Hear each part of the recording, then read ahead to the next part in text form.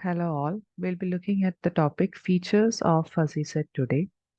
So some of the features you can see are given here. We'll look at each of the definitions one by one.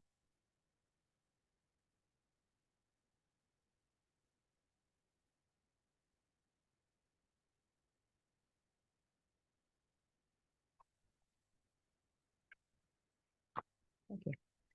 So these are some of the features given here. That is normality, height, support, core, cardinality. And we'll look at one more thing, that is boundary. In the next slide, I'll describe that. So we'll just look at what is meant by normality. So when you learn types of fuzzy sets, actually whether the fuzzy set is a normal or a subnormal is what is the definition we are going to look into. So what is meant by normality is, suppose you have a fuzzy set F. Okay, it's said to be normal if there exists an element X such that it completely belongs to that fuzzy set F.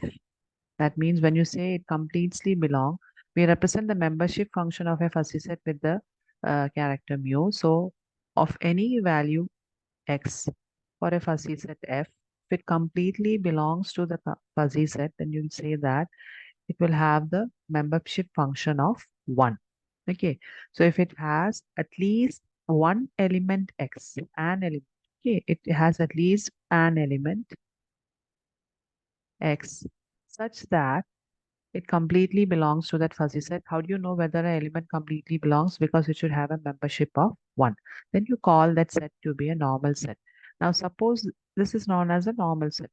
Okay. Now, suppose there is not even one element that has a membership value of 1, then you call that set as subnormal. So you can look at this figure shown here, showing the a graph showing whether it is a normal set or a subnormal set. So you can see along the x-axis, you have the universe of discourse, that is capital U, all the elements x. And on the y-axis, you have the membership value that varies from 0 to 1. So when you plot for all the elements x in such a way that you plot all the membership values that varies from 0 to 1, you may get a triangular graph like this. And you can see there exists a point, say this is 1x, and there exists a point like this, which has the membership value of 1. So if there is at least one point which has a membership value of 1, then you say that this graph is said to be a normal graph. But whereas you look at this one, when you plot a graph, you can see that there is no value in this plot which has a complete membership or which has a value of mu of x of f as 1. Then you call it as a subnormal graph. So these are the two types of fuzzy sets, normal and subnormal. Now, another property or you can say feature of a fuzzy set is what is meant by height. So height of a fuzzy set is defined as the maximum membership value attained by its elements. Okay, the maximum membership value. So what is meant by the maximal membership value is whatever is the highest value. So you write the formula as like this: max of mu of, like this, max of mu of that value x. So membership function of a particular element x of a particular fuzzy set f, the maximum value that is attainable from all the values of the universe. So x is nothing but all the values of the universe of discourse. That is labeled as the height of that particular. So you can see in this normal set,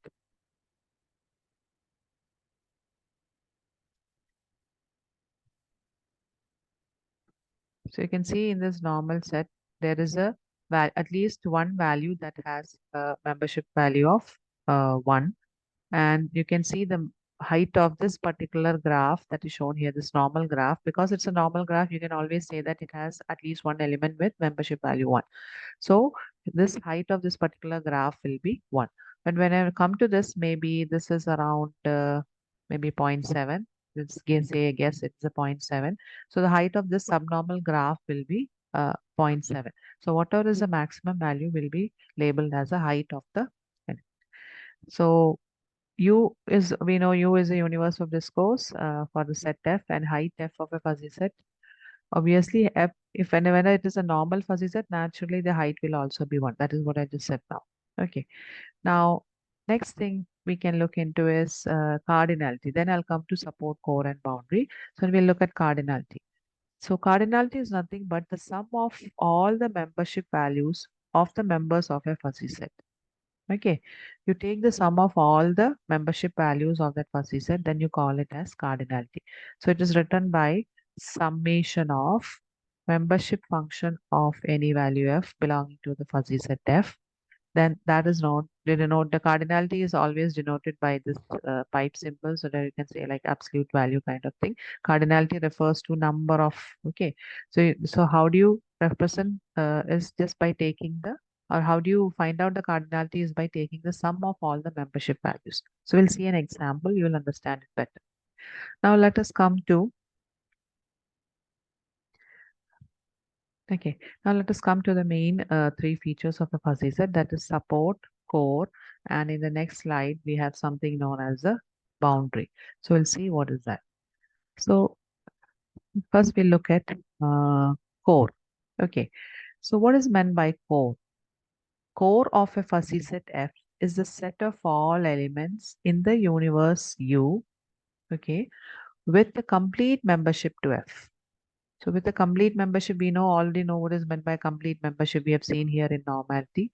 So complete membership means if the value of the membership, if the membership value of X is equal to 1, then you say it has a complete membership in the fuzzy set.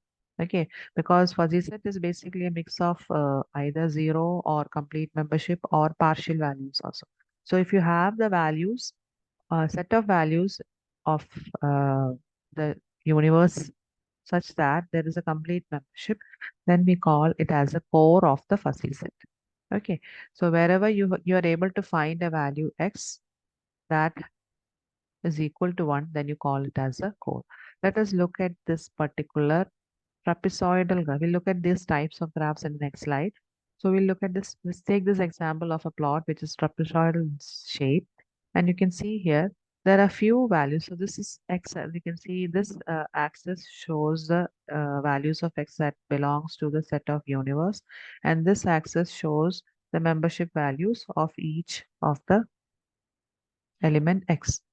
Now, the core is denoted by those values that has the membership value of 1.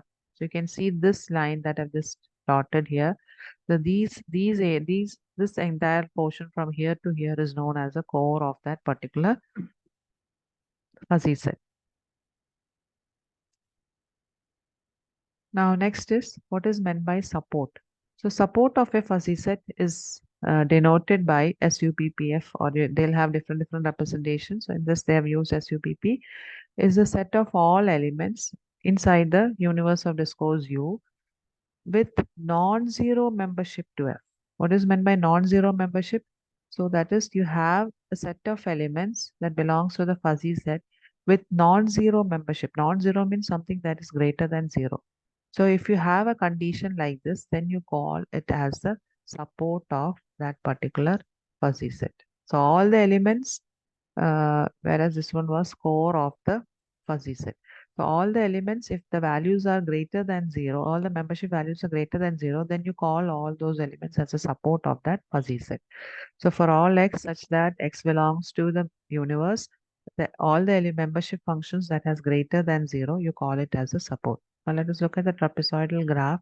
You can see that let it be all the values greater than 0, that is except 0, all the values that fall on this part, or you can say that this complete area, sorry, ignore this extra line, this complete area will be known as a support. So you mark it like this. So this area, this entire area is known as a support of the, so all values, because beyond this point you can see it is 0, and after this point also it is 0. So all the area, all the values that come within this area is known as the support of the fuzzy set.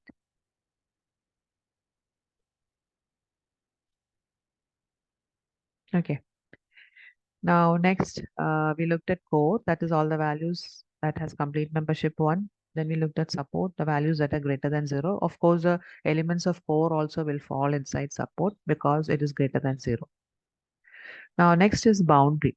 So you can see, looking at the figure itself, what is this boundary? Boundary is this part and this part, you can say it's basically the support minus core, isn't it? All the areas other than the core and the entire area is known as the support, and other areas are the portion that has only a one is known as the core. So when you subtract this, you get the remaining portion that is boundary. So when you look at boundary, it's a membership function for some fuzzy set. We have changed because I've copied it from somewhere else. They've changed the label from F to A, so you can rename it to F. It's defined as a region of the universe that contains elements that have a non-zero membership, that it should be non-zero. That means what? It should be greater than zero, the membership function, but it is not complete membership. That means what? It's a partial membership.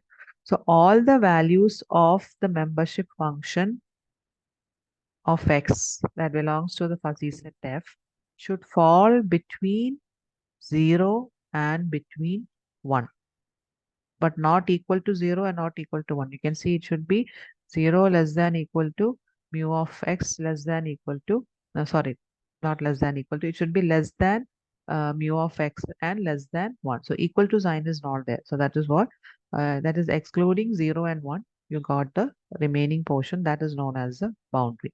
So you can see whenever it falls at 1, that is not there. And when it is at 0, that is also not there. So all the remaining area in between, you can see all the points that fall in this area is known as the boundary of that. Okay.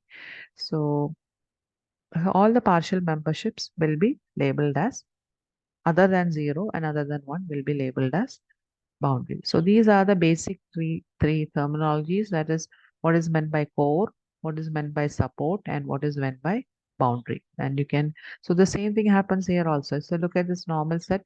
You can see the core is this only point that is here. In the triangular case, you have only one point that has having one. You can see here. So support will be the entire area, this one. This will be core. This will be support. And in this case, whatever is the boundary, you can see the other than 1 and other than 0, all the areas you can see. So if you're drawing a line like this, you can see all the areas that fall under this, that these are all partial memberships, like because it ranges from 0 to 1. All the values between will range from 0 to 1. And here also these, the membership values that fall on this particular line is also ranging from 1 to 0, and all the values in between will form the boundary. So this area will be the bound, this one and this one, in case of a triangular function. Okay, let us look at some example. Say this example we learned in the first class. So showing 5 students who got so and so marks in maths, and the universe of discourse is A, B, C, D, E. Okay, and they have designed a formula which will help you find the membership value for each of the element of the mark. I mean, or the element. So for a student, for a particular student A, uh, the membership function was like this. For a particular student B, for B maybe it was 0, so it's not there. Then for C it is 0.5, for D it is 0.1, and this is how we found out. And so if the mark is less than 40, we put it as a 0 because B got only a 35, right? So it's 0. And if it is between 40 and less than 80, we put it using this formula. And then if it is greater than equal to 80, we give a 1. So we have only one here, that is for D. Okay. Now my question is this a normal fuzzy set or a subnormal fuzzy set? Yes. What is the definition of normality? Is that it should have at least one element. So the first question is whether it is a normal set or not. So it is a normal set. Why? Because we have at least one element. So which is that element? The element D. What is the name of the fuzzy set? M. So mu of M or mu of D of M is 1, right? Is 1.0. So that is why it is a normal set, because at least one element should be there which should have a membership function of 1. Now, what is another property we looked into was height. What is the height of the fuzzy set? Yes, naturally D is the maximum one. So you can see D has a height of 1. So height is also 1.0. Now, what is the support of this membership function M of this, sorry, support of this fuzzy set M? So support is basically defined by all the values in the universe of discourse of M such that it is greater than 0. It should be non-zero. So we got 0 only for B, right? Rest of the values, all of them has a value. So you can see the support of this support is basically a crisp set because you get defined values of which are the elements. So it's basically because you know it's all the values are greater than 0. So you can see it will be A, C, D, and E. This will be the support. All the elements that has a value greater than 0 will be the support.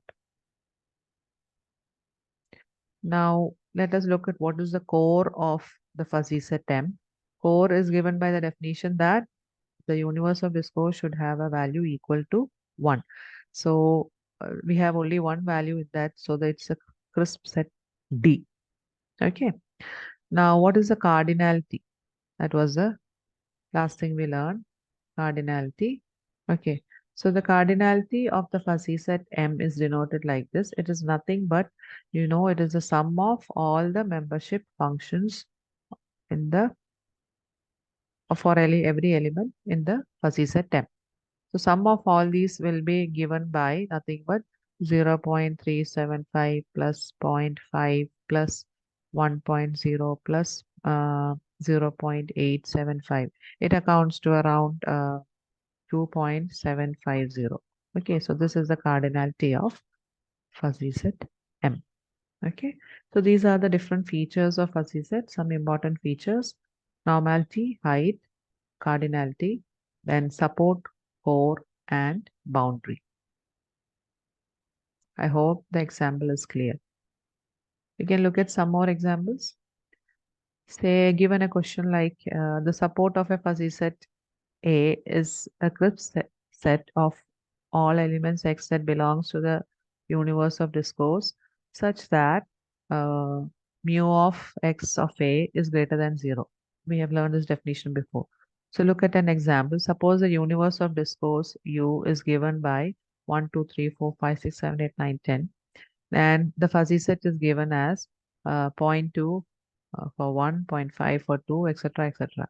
Then the support of A is nothing but all the values that are greater than 0, non-zero values. You can see the non-zero values are 1, 2, 3, 4, 5, and 6. So that means 7, 8, 9, 10 is not there. So 7, 8, 9, 10 are not part of the support of the fuzzy set A.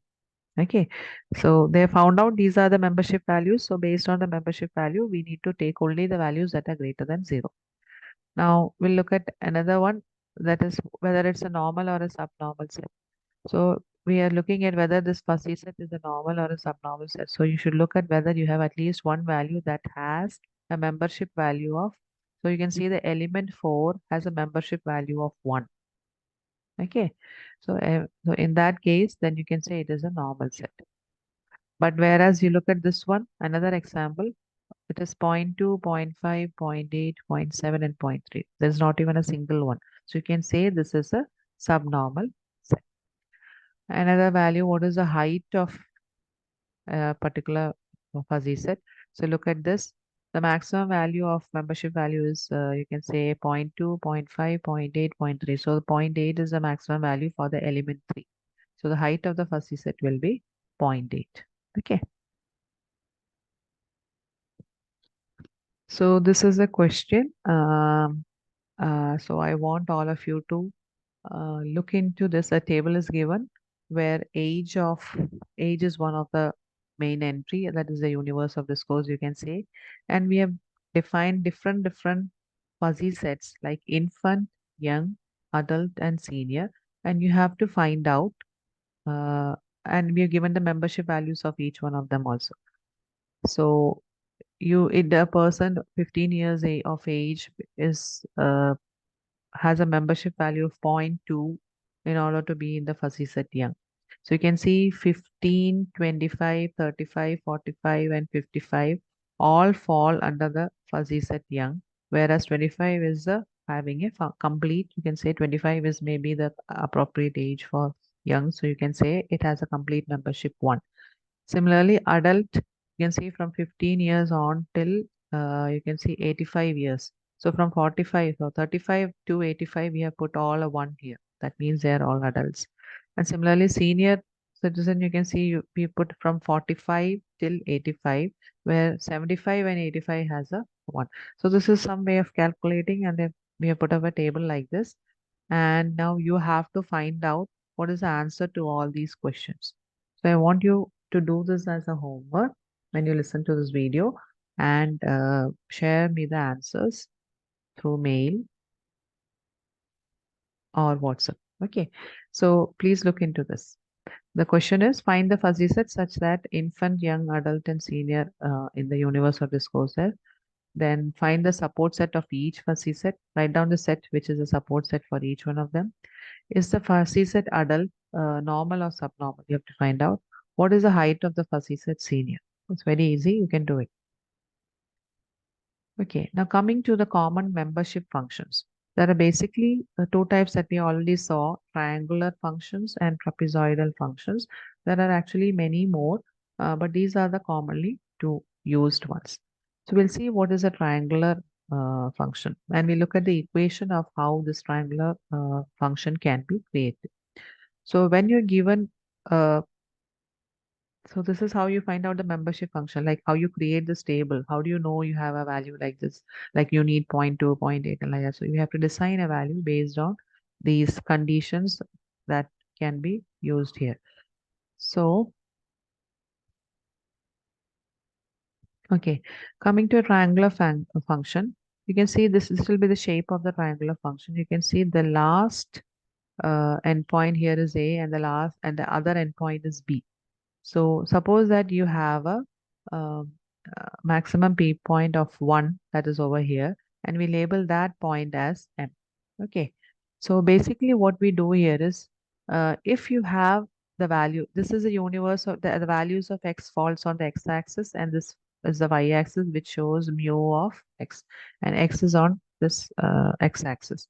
Now what happens here is, if you have a value of X that is less than equal to A, okay, less than equal to A, that means the portion, I'll just change the color, the portion that is over here. Okay. So this value, if it is X, the value of X falls lesser than equal to A, including A, then you can say the membership function of that is 0. Okay.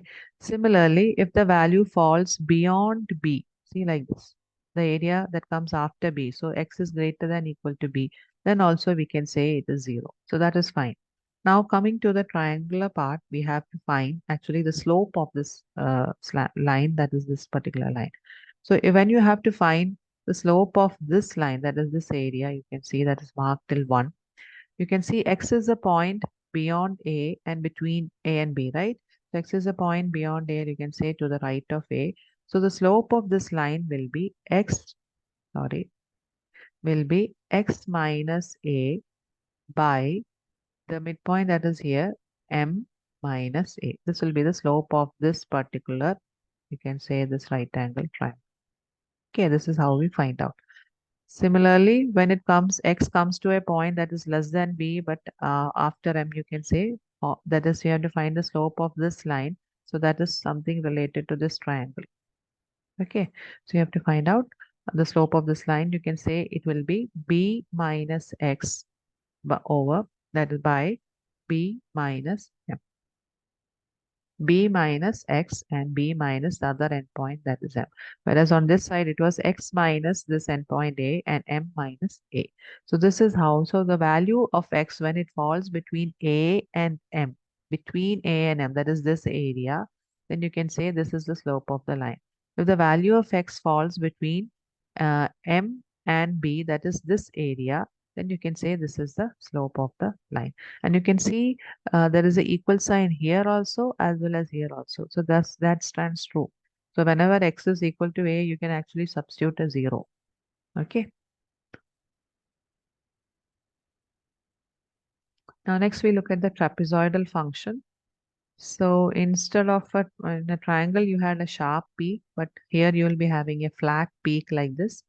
Okay, so this is one of the endpoint A, this is the other endpoint B. So you have a core that you can see there is a 1 over here.